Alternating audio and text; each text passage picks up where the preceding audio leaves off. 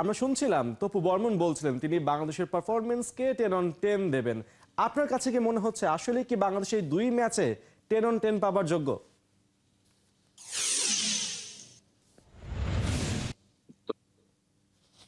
ব্যাপারটা আসলে কতটা যুক্তিযুক্ত সেটা তো আসলে ওই ম্যাচের পারফরমেন্সই বলে দেয়। বাট সত্যি কথা বলতে ওই ম্যাচে গোল করা ছাড়া কিন্তু বাংলাদেশ দল সবই করেছে। যেটা সত্যি কথা।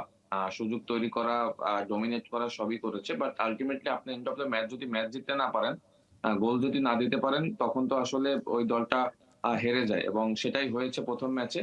তো সেখান থেকে আমি বলব যে তপু যেটা বলেছে 10 on 10 ওর সাইড থেকে হয়তো ঠিক আছে। কারণ he is a team captain, player সবকিছু মিলিয়ে তাদের চেষ্টাটা কম ছিল না। বাট আমাদের স্পেক্টেটরের জায়গা থেকে যদি বলি সেখানে তো ম্যাচ জিততে না পারলে আসলে আপনার সামনে আসলে অনেক কোয়েশ্চেন আসবে এবং মানুষ জিততে চায়।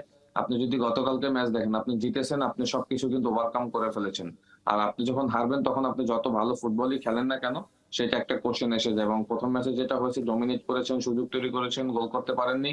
বাই দিস টাইম আপনি কিন্তু সেট পিসে গোল কনসিড করেছেন। সবকিছু মিলিয়ে আসলে ১ম ম্যাচের পারফরম্যান্স তো আসলে কিছুটা হলেও ও ও যারা স্পেক্টেটর ছিল তাদেরকে আসলে হতাশ করেছে। বাট গতকালকে ম্যাচ আবার সেটা আবার রিকভার করেছে। সুতরাং আমরা ধরে নিয়েছিলাম যে ২ টা ফ্রেন্ডলি গেম ২ টাই বাংলাদেশ জিতবে। মালদ্বীপের যে অবস্থা ছিল সেখান থেকে।